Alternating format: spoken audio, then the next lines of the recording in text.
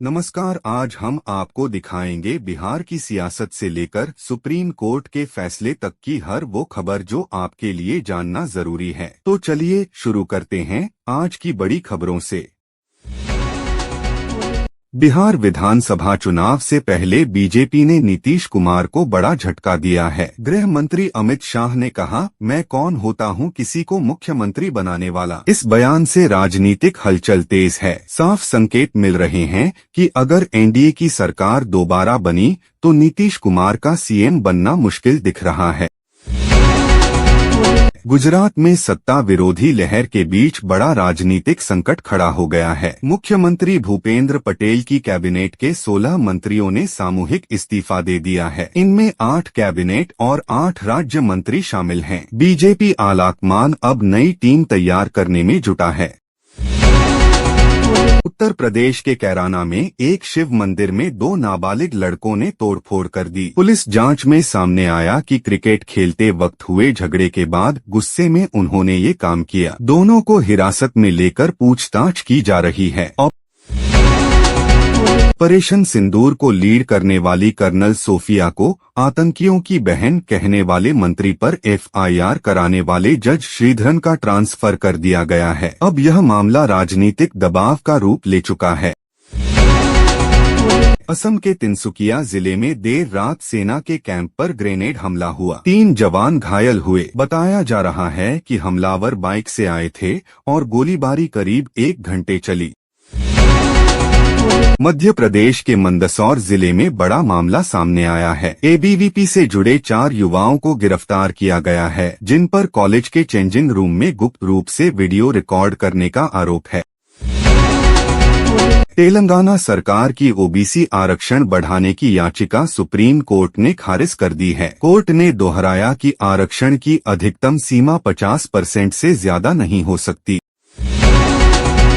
जितन राम मांझी ने एलजेपी प्रमुख चिराग पासवान के खिलाफ अपने उम्मीदवार उतार दिए हैं। उन्होंने उन 2 सीटों पर प्रत्याशी दिए हैं जो पहले एलजेपी के खाते में थी। लखनऊ की दादा मियां दरगाह पर मुस्लिम समुदाय ने संत प्रेमानंद महाराज की सेहत के लिए चादर चढ़ाई और दुआ मांगी। यह दृश्य हिंदू मुस्लिम एकता की एक सुंदर मिसाल बन गया।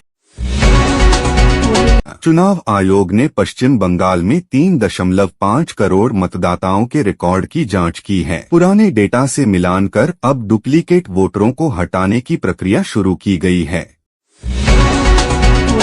हिजाब विवाद के बाद स्कूलों में कक्षाएं दोबारा शुरू हो गई हैं। जांच में पाया गया कि एक छात्रा को गलती से क्लास से निकाला गया था। अब सभी छात्रों की सुरक्षा और सम्मान सुनिश्चित करने के निर्देश दिए गए हैं। रक्षा मंत्री राजनाथ सिंह ने ब्राजील के उपराष्ट्रपति से मुलाकात की। दोनों देशों ने रक्षा तकनीक और निवेश को लेकर नए समझौते करने पर सहमति जताई है। सुप्रीम कोर्ट ने केंद्र सरकार से पूछा है कि जब अमेरिका के 49 राज्यों ने लीथल इंजेक्शन को मानवीय तरीका माना है तो भारत अब तक पुराने सिस्टम पर क्यों कायम है। बिहार में मतदान के दौरान बुर्का हटाने के आदेश को लेकर मुस्लिम महिलाओं ने विरोध जताया है। उनका कहना है, यह हमारी धार्मिक आस्था से जुड़ा मामला है। दिल्ली हाई कोर्ट ने शराब घोटाले के मामले में ईडी को अपनी दलीलें देने का अंतिम मौका दिया है। कोर्ट ने कहा कि अब सुनवाई में देरी नहीं होगी। जेपी नड्डा की अध्यक्षता में हुई बैठक में फैसला हुआ कि ड्रग्स एंड कॉस्मेटिक्स एक्ट को हटाकर एक नया सख्त कानून लाया जाएगा ताकि नकली दवाओं पर पूरी तरह रोक लग सके। जेडीयू ने 57 उम्मीदवारों की सूची जारी कर दी है, जिनमें कुछ सीटें ऐसी हैं जिन पर एलजेपी का दावा था। वहीं बीजेपी ने भी तीसरी लिस्ट जारी करते हुए 16 विधायकों के टिकट काट दिए, जिससे असंतोष बढ़ गया है। देश भर में आई लव मोहम्मद मुहिम में शामिल लोगों पर पुलिस ने कड़ी कार्रवाई की है। 4000 से ज्यादा लोगों पर केस दर्ज, जबकि 200 से अधिक गिरफ्तारियां हुई हैं। संभल जिले में मस्जिद और 80 मकानों पर हुई बुलडोजर कार्रवाई को लेकर हाई कोर्ट ने फिलहाल रोक लगा दी है और यथास्थिति बनाए रखने का आदेश दिया है। उत्तर प्रदेश में नकली पनीर बनाने का बड़ा खुलासा हुआ है। जांच में पता चला कि यूरिया और डिटर्जेंट से पनीर बनाया जा रहा था। अधिकारियों ने 1.5 करोड़ की सामग्री नष्ट की और चेतावनी जारी की है। पटना एयरपोर्ट पर कांग्रेस के 2 गुट टिकट बंटवारे को लेकर आपस में भिड़ गए। झगड़ा इतना बढ़ा कि हाथापाई तक पहुंच गया। वीडियो सोशल मीडिया पर वायरल हो गया है। गुजरात के प्रसिद्ध ज्योतिषी अंबालाल पटेल ने भविष्यवाणी की है कि जल्द ही राज्य में बड़ा आंदोलन होगा, जिससे मौजूदा सरकार को नुकसान झेलना पड़ सकता है। पाकिस्तान ने अफगानिस्तान में एयर स्ट्राइक की है, जिसमें 12 तालिबानी लड़ाके मारे गए हैं। दोनों देशों के बीच तनाव अब और बढ़ गया है। बिना सीट बंटवारे के कांग्रेस ने अपने उम्मीदवार घोषित कर दिए हैं, जिससे अन्य सहयोगी दलों में असहजता फैल गई है। वहीं सुहेलदेव भारतीय समाज पार्टी ने 47 प्रत्याशी उतारते हुए अकेले चुनाव लड़ने का ऐलान किया है।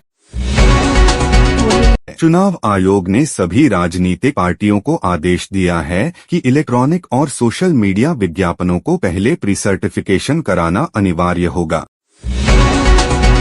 बिहार में आचार संहिता लागू होते ही प्रशासन ने अब तक करीब 37 करोड़ की नकदी, शराब और अन्य सामान जब्त किया है। जम्मू कश्मीर की बुड़गाम और नगरोटा सीटों पर 11 नवंबर को उपचुनाव होंगे। दोनों सीटों पर बीजेपी का प्रदर्शन अहम माना जा रहा है। दिल्ली एनसीआर में वायु गुणवत्ता बेहद खराब स्तर पर पहुंच चुकी है। AQI 450 पार कर गया है और सरकार ऑनलाइन क्लास शुरू करने पर विचार कर रही है। राजौरी जिले में सेना और आतंकियों के बीच हुई मुठभेड़ में 2 जवान शहीद हो गए, जबकि 3 आतंकी ढेर किए गए हैं। सर्च ऑपरेशन अब भी जारी है।